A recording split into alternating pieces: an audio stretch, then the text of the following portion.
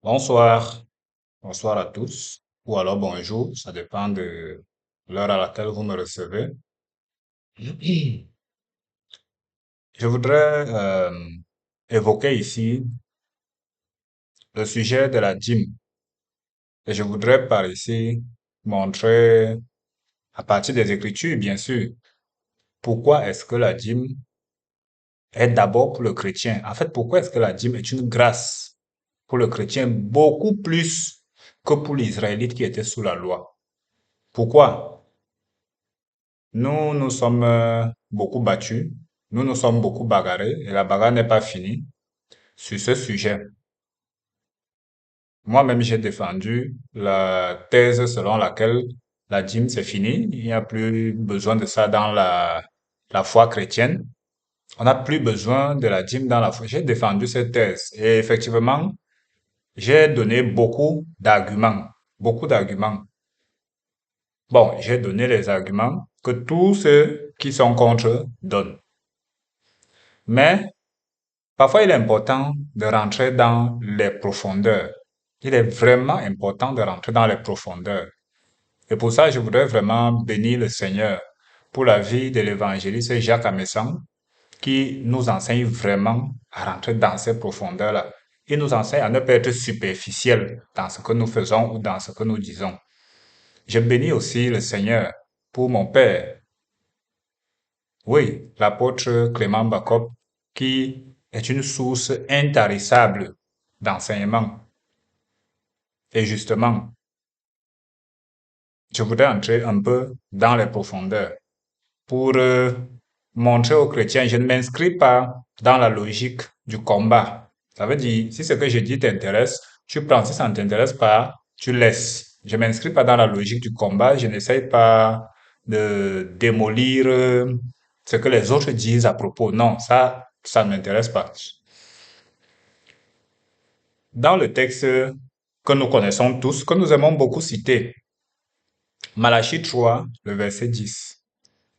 Dieu dit au peuple, d'ailleurs, il faut commencer même un peu plus haut, que vous me trompez dans les dîmes et dans les offrandes.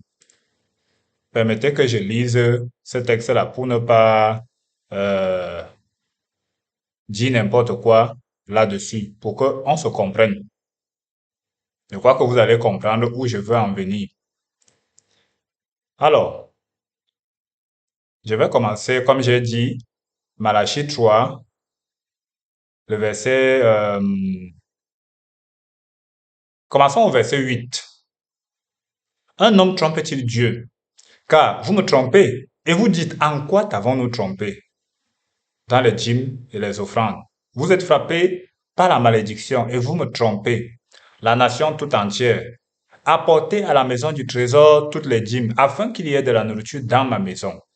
Mettez-moi de la sorte à l'épreuve, dit l'Éternel des armées, et vous verrez si je n'ouvre pas pour vous les écluses des cieux, si je ne répands pas sur vous la bénédiction en abondance. Pour vous, je menacerai celui qui dévore, et il ne vous détruira pas les fruits de la terre, et la vie ne sera pas stérile dans vos campagnes, dit l'Éternel des armées.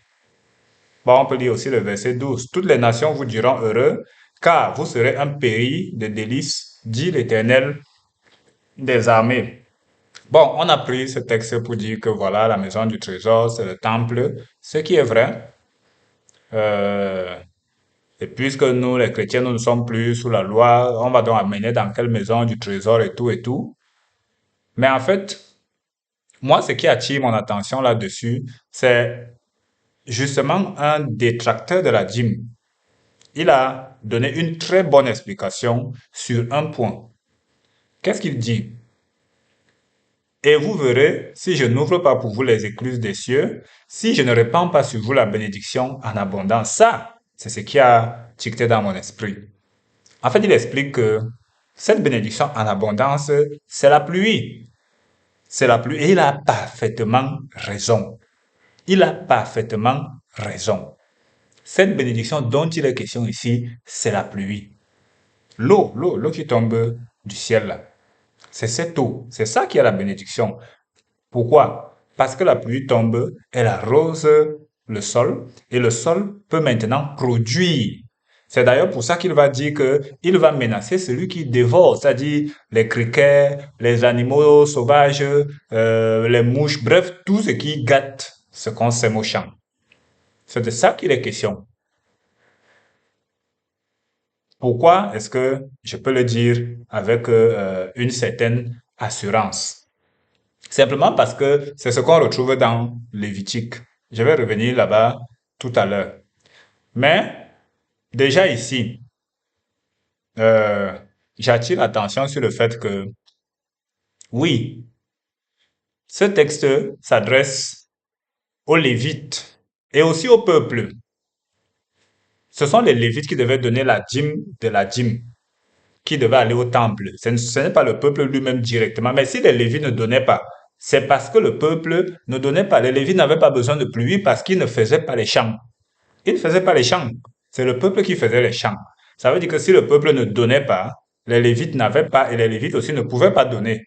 Donc, toute la nation entière était concernée dans cette affaire. Parce que quelqu'un a dit que non, il s'agit juste des Lévites, parce que ce sont les Lévites qui sont censés apporter au temple. Mais les Lévites ne font pas les champs. Donc, ils n'ont pas besoin de la pluie, ils n'ont pas besoin qu'on chasse les criquets, les animaux sauvages et tout ça. Ils n'ont pas besoin de ça. C'est le peuple qui en avait besoin. En fait, ici, toute la chaîne était coupée. Toute la chaîne. Est-ce que ceci veut dire que la dîme appartient à l'ère chrétienne? Est-ce que ceci démontre que la dîme est une grâce exceptionnelle pour le chrétien? Pas encore. Mais j'ai dit, gardons notre attention sur la bénédiction qui était promise ici au peuple. Et allons dans Lévitique 26. Allons dans Lévitique 26 où nous trouvons les bénédictions que Dieu va donner au peuple. Qu'est-ce que Dieu va dire là-bas? Je vais prendre, disons à partir du verset, disons à partir du verset 2, Lévitique 26. Bon, prenons même au verset 1. Vous ne vous ferez point d'idole. Vous ne vous élèverez ni image taillée ni statue, et vous ne placerez dans votre pays aucune pierre ornée de figures pour vous prosterner devant elle. Car je suis l'Éternel, votre Dieu. Vous observerez mes sabbats et vous révérerez mon sanctuaire. Je suis l'Éternel. Il commence. Qu'est-ce qu'il va dire? Si vous suivez mes lois, si vous gardez mes commandements et les mettez en pratique, je vous enverrai des pluies à leur saison. La terre donnera ses produits, et les arbres des champs donneront leurs fruits. À peine aurez-vous battu le blé que vous toucherez à la vendange, et la vendange atteindra la semaille. Vous mangerez votre pain à satiété, et vous habiterez en sécurité dans votre pays. Je mettrai la paix dans le pays, et personne ne troublera votre sommeil. Je ferai disparaître du pays les bêtes féroces, et l'épée ne passera point par votre pays. Je vais m'arrêter là, au verset 6. Voici donc ce qui est rappelé au peuple par Malachie. Dieu a bloqué la pluie. Il a envoyé les criquets. Les gens ne se rendent pas compte que si les champs ne donnent pas, c'est parce qu'ils ont arrêté de donner la dîme. Or, pour qu'ils donnent, il fallait qu'il y ait la pluie. D'ailleurs, ils n'ont pas seulement arrêté la dîme parce que Dieu a dit, vous me trompez dans les dîmes et les offrandes. L'offrande, ça aussi j'en parle. Vous me trompez dans les dîmes et les offrandes. Ils ont arrêté d'apporter tout ça. Et le ciel s'est fermé. Le ciel s'est fermé. Il leur avait depuis dit que le pays où vous allez là, ce n'est pas comme en Égypte où vous étiez. Là-bas, là, c'est moi Dieu qui décide quand la pluie tombe et quand elle ne tombe pas. En Égypte, là, ils prenaient l'eau dans les fleuves, ils arrosaient, ils faisaient que ça sortait comme ça sortait. Mais vous, là, vous êtes sous mon contrôle. Voici donc ce qu'il leur dit. C'est que quand vous allez obéir, marcher selon mes voies, je vais vous envoyer la pluie et vous aurez de très bonnes récoltes. De très, très bonnes récoltes. Je vais bénir la terre. Ça va vous donner de très bonnes récoltes. Qu'est-ce que cela nous enseigne? Ceci nous enseigne que c'est Dieu qui donne les récoltes. C'est Dieu qui donne le bétail. En fait, toutes choses appartiennent à Dieu. Ou alors appartient à Dieu. Tout appartient à Dieu. sans aucune exception. Toutes les bénédictions que nous disons que nous avons appartiennent à Dieu. Il n'y a pas une seule chose dedans qui nous appartiennent. Si nous les avons, c'est parce que Dieu nous a donné ça. C'est parce que Dieu a donné toutes les opportunités pour qu'on ait ça. La pluie, ça représente l'inspiration que tu peux avoir dans un business pour réussir le business. La pluie, ça représente les opportunités que Dieu va t'ouvrir pour que ça réussisse. La pluie représente toutes les grâces que Dieu va te donner pour que tu prospères dans ce que tu es en train de faire. C'est lui qui donne ça. C'est lui qui met les hommes devant toi qui vont te faciliter la tâche. C'est lui qui met les possibilités financières devant toi. C'est lui qui met tout ce que tu peux avoir pour réussir. Je parle ici aux chrétiens. C'est vrai pour tout le monde, mais c'est le chrétien seul qui peut comprendre ce que je dis. C'est Dieu qui met toutes ces choses-là à ta vie. Et c'est une grâce. C'est une faveur qu'il te fait. Ce n'est pas parce que tu l'as mérité. La première chose, c'est qu'il est d'abord venu t'arracher entre les mains de Satan pour te mettre dans son royaume. Ça, tu n'as pas payé. Il est venu t'arracher dans le royaume de Satan pour t'amener dans son royaume. Il t'a arraché de toutes les malédictions qui pouvaient te suivre. Il t'a fait une grâce que tu ne peux pas imaginer. Tu es aujourd'hui appelé du nom de Dieu. Tu es appelé du nom de Dieu. Tu es tout ce que tu es grâce à Dieu. Ça, c'est ce que cet texte-ci nous montre. Et qu'est-ce que Dieu va dire dans le chapitre qui va suivre, le Lévitique 27? Je pars directement au verset, je crois, 30. Oui. Il dit, toute dîme de la terre. Vous voyez le lien direct. Toute dîme de la terre, soit des récoltes de la terre, soit du fruit des arbres, appartient à l'Éternel. Il n'a pas dit appartiendra, appartient à l'Éternel. C'est une chose consacrée à l'Éternel. C'est une chose consacrée à l'Éternel. C'est une chose consacrée à l'Éternel. On part au verset 32. Toute dîme de gros et de menu bétail, de tout ce qui passe sous la houlette, sera une dîme consacrée à l'Éternel. Voilà deux choses. C'est-à-dire le résultat de la pluie que Dieu envoie. Le résultat des bénédictions que Dieu nous envoie. Le résultat de la sagesse, de l'intelligence que Dieu nous donne. Le résultat de la prospérité que nous avons dans nos entreprises grâce à la bénédiction de Dieu. Il dit, si vous reconnaissez que c'est moi Dieu qui vous ai fait cette faveur, si vous êtes reconnaissant envers moi Dieu parce que je vous ai fait cette faveur-là, parce que je vous ai sorti du péché, je vous ai sorti de la mort, il les a sortis d'Égypte, je vous ai sorti des griffes de Satan, de la prison, de la sorcellerie, des sectes et tout ce qui va, bref de tout ce que Satan fait, je vous ai arraché à Satan pour vous amener à moi et je vous ai accordé les grâces. Si tu reconnais que c'est moi Dieu qui t'ai fait cette grâce-là, alors, dans les bénédictions que tu as, dans les bénédictions que tu reçois, de moi Dieu, enlève un dixième, tu me donnes ça. Enlève un dixième, tu me donnes ça. C'est un acte de reconnaissance. C'est un acte de reconnaissance. Il ne peut pas en être autrement. C'est un acte de reconnaissance. Ça, c'est pour quelqu'un qui reconnaît Dieu, que non, mon frère, tout ce que je suis, c'est Dieu. Et si je veux lui dire merci, je donne le dixième, comme il a demandé. D'ailleurs, d'aucuns pourraient même dire que dans la nouvelle alliance, on donne même plus que ça. Et c'est vrai. Ça devrait être le minimum de reconnaissance qu'on adresse à Dieu. Ça devrait être le minimum de reconnaissance qu'on adresse à Dieu. Parce que dans l'ancienne alliance, ils ont Aaron comme souverain sacrificateur, un homme comme eux qui meurt. C'est Aaron qui intercède pour eux devant Dieu. Mais nous avons le Christ dans la nouvelle alliance. Le Christ ne meurt pas, il est éternel. Il intercède toujours. Et il n'y a rien à comparer entre son intercession et celle d'Aaron. Pour Aaron, là, vraiment, ce n'est qu'une image. Lui fait la vraie intercession parce qu'il est directement devant Dieu. Il est assis à la droite de Dieu. Il intercède. Quelle grâce pour nous. Mais comment nous lui manifestons notre grâce avec les merci, merci, merci, c'est ça? Oui, c'est à ça que ressemble l'Église aujourd'hui. Nous louons Dieu avec notre bouche, nous lui disons merci avec les belles paroles. Il a dit celui qui m'honore, c'est celui-là que je vais honorer. Ça, c'est ce qu'il a dit à Élie, hein, le grand prêtre.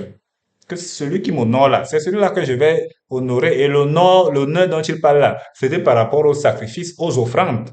C'était pas le babada, oh Seigneur, je t'honore, je t'exalte. Non, non, non, non, faut arrêter ça. Faut arrêter ça, il faut qu'on arrête ça. Si je reconnais Dieu comme mon Dieu, pourquoi ceux qui adorent les esprits, ceux qui adorent leur Dieu dans de différentes traditions, c'est ce qu'ils font naturellement. Ils viennent avec des offrandes qu'ils font à leur Dieu. La dîme, c'est un cadeau que je fais à Dieu pour lui dire vraiment merci.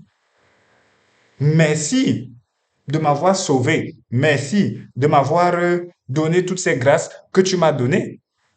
Merci. Pourquoi ça devrait faire problème? Pourquoi nous n'aimons pas dire merci à Dieu? Dieu ne gère pas nos bavardages. Il ne gère pas notre bavardage. Le merci que nous lui disons, c'est ce que nous lui donnons, c'est la preuve. C'est le sacrifice que nous faisons. C'est ça qu'il voit que non, celui-là, véritablement, il me dit merci. C'est ça qu'il reçoit. C'est ça qui prouve notre sincérité dans notre remerciement. C'est ça qui prouve ça. Je prends euh, l'histoire d'Abraham, que nous avons souvent eu à citer. Et justement, à ce niveau, il y a toujours, oh non, tel dit, Abraham a juste donné euh, la dîme du butin. D'aucuns disent que mais c'est justement même, bref. J'ai dit, je ne suis pas là pour ce débat, c'est pas important. Je m'adresse à mon frère et à ma sœur, à nous les chrétiens. Pourquoi Abraham donne la dîme? Abraham donne la dîme parce qu'il reconnaît Melchisédek comme sacrificateur du Dieu très haut. Il reconnaît enfin quelqu'un qui loue, qui adore, qui sert le Dieu qui lui a parlé. C'est un acte de reconnaissance. C'est un acte de reconnaissance qu'il pose. C'est un acte de reconnaissance que, ah, enfin, voilà quelqu'un qui intercède pour le peuple auprès de Dieu. C'est ce Dieu-là qui m'a béni. C'est ce Dieu-là qui m'a donné cette victoire. C'est ce Dieu qui m'a donné cette victoire. Je lui suis reconnaissant, je lui donne la dîme. Quand vous voyez Abraham donner la dîme, c'est que c'était une pratique connue. Les autres faisaient ça avec leur Dieu. Abraham n'a pas inventé ça. Il n'a pas inventé. Vous voyez, généralement, la Bible introduit quelque chose de manière brute, sans donner de définition, juste pour nous faire comprendre que c'était quelque chose qui était connu dans ce temps-là. Ce n'était pas une surprise pour quelqu'un. Ce n'était pas une surprise. Quand Dieu dit à Abraham que sacrifie-moi ton fils. Mais Abraham n'a pas hésité parce que Abraham sait que c'est ce que les gens font à leur Dieu. Il n'a pas hésité, il est parti. Parce qu'il sait que non, bon, c'est normal, c'est ce que les gens font à leur Dieu. Les gens font des sacrifices humains à leur Dieu. Il est allé. Et Dieu lui a dit non, moi je ne suis pas ces autres dieux-là.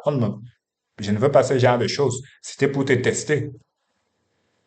Abraham a donné parce que il a reconnu que c'est grâce à Dieu qu'il a gagné. Et il a pu voir quelqu'un qui va aller parler à Dieu. Le sacrificateur, c'était ça son rôle. Il part parler à Dieu pour les autres. Hein, voici mon offrande. Voici l'offrande que je fais. Voici l'offrande de gratitude que je fais. Est-ce que ce que je dis est prouvé par un autre texte de la Bible? Oui, Jacob. Jacob se couche à Bethel, il voit l'échelle qui monte et qui descend. Et puis, quand il se réveille, l'une des choses qu'il va dire, c'est que là où je suis en train de partir, là, si Dieu me bénit, si Dieu me fait prospérer, si je réussis, si je vais en paix, je reviens en paix. Si, essayez un peu de voir. Il dit toutes ces choses. C'est pas parce qu'il est en train de douter de Dieu, mais c'est parce qu'il sait, il comprend que, en fait, si je suis béni, c'est grâce à Dieu. Si je suis protégé, c'est grâce à Dieu. Si j'ai les enfants, les femmes, ma femme et tout ce que je peux avoir ou mon mari, c'est grâce à Dieu. C'est grâce à Dieu. Si je reviens même dans ce pays-ci, c'est grâce à Dieu. Bref, tout ce que je pourrais avoir et être là-bas, ce sera grâce à Dieu. Alors, pour lui dire merci, je vais lui donner la dîme. Voilà le but de la dîme. C'est un sacrifice de reconnaissance. C'est un sacrifice de reconnaissance pour ce qu'il a fait. Alors, mon frère chrétien, toi qui vas dire que non, la dîme c'était pour l'Ancien Testament, est-ce que tu n'as aucune reconnaissance à manifester à Dieu? Honnêtement, entre l'Israélite et toi, qui doit être plus reconnaissant envers Dieu? Qui? Qui doit être plus reconnaissant envers Dieu? Qui? Pourquoi est-ce que ça doit faire l'objet d'un débat quand il faut être reconnaissant envers Dieu? Dieu ne veut pas notre reconnaissance du bavardage là. Non, il faut qu'on le prouve en faisant des sacrifices. Il faut qu'on lui prouve notre reconnaissance en faisant des sacrifices. Qui doit être plus reconnaissant? En fait, tu devrais dire que la dîme n'est pas dans la nouvelle alliance parce que dans la nouvelle alliance, Dieu a fait beaucoup plus qu'il n'a fait pour les autres. Il nous a donné une alliance bien meilleure. Donc, ce qu'on doit donner en reconnaissance doit être beaucoup mieux, beaucoup plus. Mais bon, Dieu ne t'a pas demandé beaucoup plus. Il n'a pas changé ça. Tu es libre de faire. Mais il faut avoir l'attitude de quelqu'un qui est reconnaissant envers Dieu. Il faut avoir cette attitude-là. Et c'est grâce à cette attitude-là que tu n'auras aucun problème. Quand tu as fini de faire ta collecte de bénédictions, que tu dis que non, c'est grâce à Dieu, j'enlève le dixième, je donne. Et puis, il faut comprendre aussi le système qui est derrière. Le système qui est derrière, c'est que parce que tu es reconnaissant, ça encourage Dieu à envoyer davantage la pluie. C'est ce qu'il va dire dans Malachie, que donnez, mettez-moi à l'épreuve. Donnez pour voir s'il ne va pas envoyer la pluie. Ça l'encourage à envoyer la pluie, à t'inspirer plus, à t'ouvrir plus les marchés, en fait, parce qu'il voit ta reconnaissance.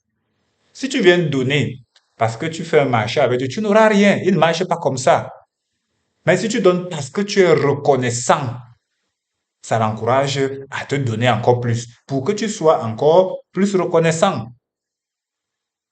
Et dans l'Église, nous sommes tous des sacrificateurs, hommes comme femmes. Nous sommes tous des sacrificateurs. Un sacrificateur qui n'a pas de sacrifice, c'est un joueur, c'est un blagueur. Un sacrificateur doit avoir le sacrifice. Ta dîme, c'est un sacrifice. Quand tu veux offrir ça à Dieu, voici comment tu dois faire. Va là où tu pries, dans ton lieu secret, avec ta dîme.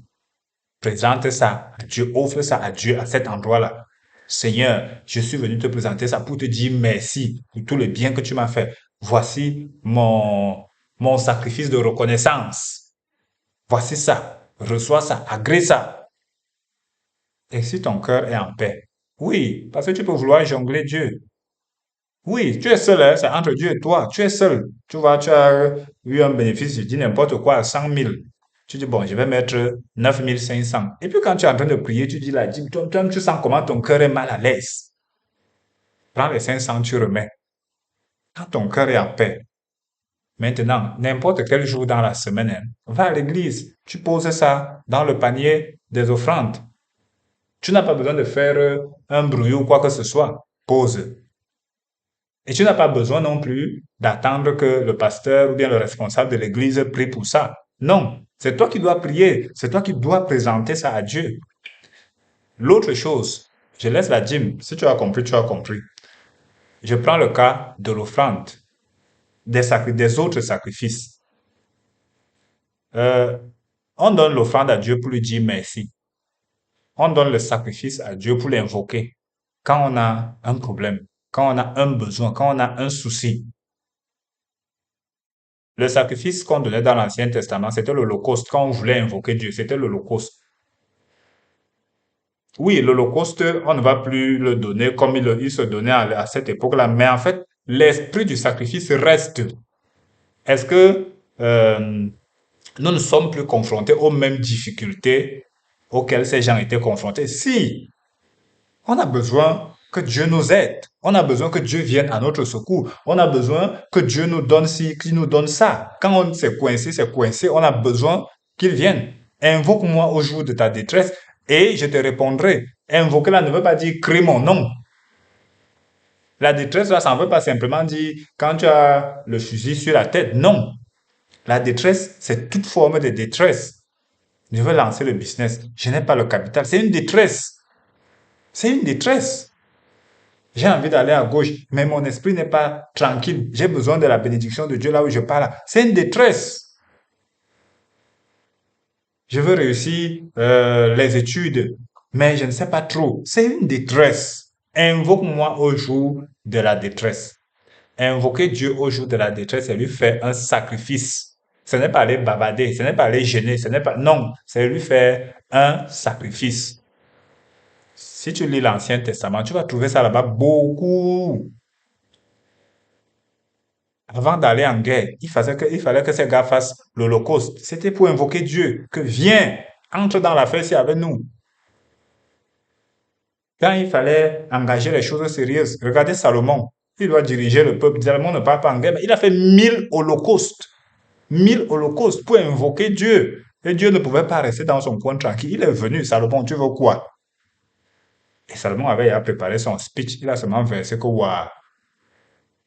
Donc, si tu es dans une certaine difficulté et que tu veux invoquer Dieu, tu veux l'aide de Dieu, tu veux le secours de Dieu, fais-lui un sacrifice. Et quand Dieu t'aura béni, il aura béni ton champ. Fais-lui une offrande, partage l'offrande avec les autres. Partage, fais une offrande, tu partages avec les serviteurs de Dieu, le peuple. C'est de ça qu'il s'agissait. C'est de ça qu'il s'agissait. C'est comme ça que les gens faisaient dans le temple. Fais l'offrande. Fais l'offrande. Participe à son œuvre. C'est ça, ce sont les offrandes. Tout ce que tu peux donner, que bon, voilà, il y a évangélisation, je donne. Il y a telle activité, je donne. Il y a tel frère qui est dans tel besoin, je donne. Il y a telle veuve, il y a tel orphelin. Il y a tout ça, c'est des offrandes. Et je tiens à préciser que tu ne fais pas l'offrande au serviteur de Dieu. Tu ne fais pas l'offrande à la veuve ou à l'orphelin. Non, tu fais l'offrande à Dieu. C'est toujours dans ton lieu, c'est des sacrifices. Tu offres ça à Dieu. Tu pars dans ton lieu de prière, tu lui présentes ça, tu lui donnes ça là.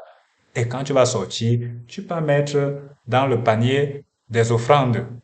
Simplement. Ou alors si tu as fait l'offrande et que le Seigneur a dit va donner à mon serviteur, tu donnes à son serviteur. S'il t'a dit clairement va donner à tel orphelin ou à tel veuve, va donner. Ce n'est plus ton affaire. Ce n'est plus ton affaire. Toi, fais ce que tu as fait.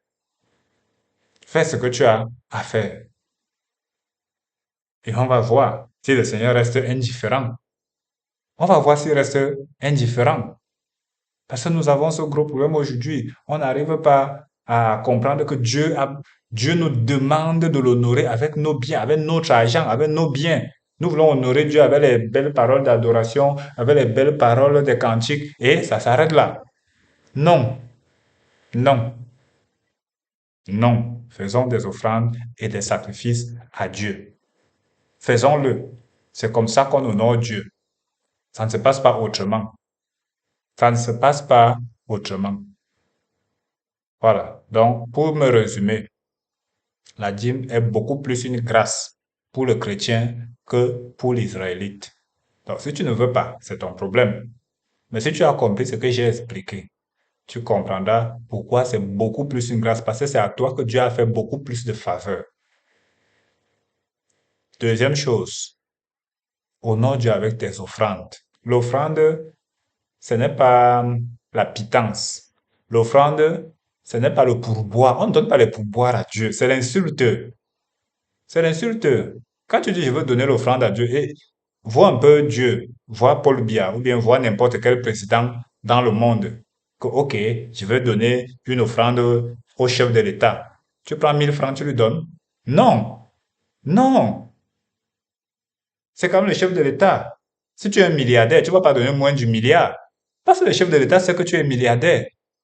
Il sait. Tu vas pas aller le tromper.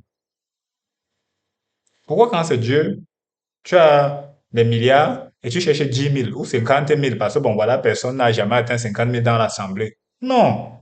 C'est en fonction de ce que tu as. Et ça doit être avec un cœur joyeux. Parce que tu reconnais qui il est. Tu reconnais qui il est. Si tu reconnais qui il est, tu feras l'offrande comme il faut. Si tu ne reconnais pas, si tu penses dans ta tête là que tu donnes à l'homme de Dieu, tu vas te moquer de Dieu et tu n'auras rien. Tu vas perdre tout ce que tu vas donner là. Tu n'auras aucun bénéfice sur ça. Tu n'auras aucun bénéfice. Aucun bénéfice. Que celui qui a les oreilles pour comprendre, comprenne.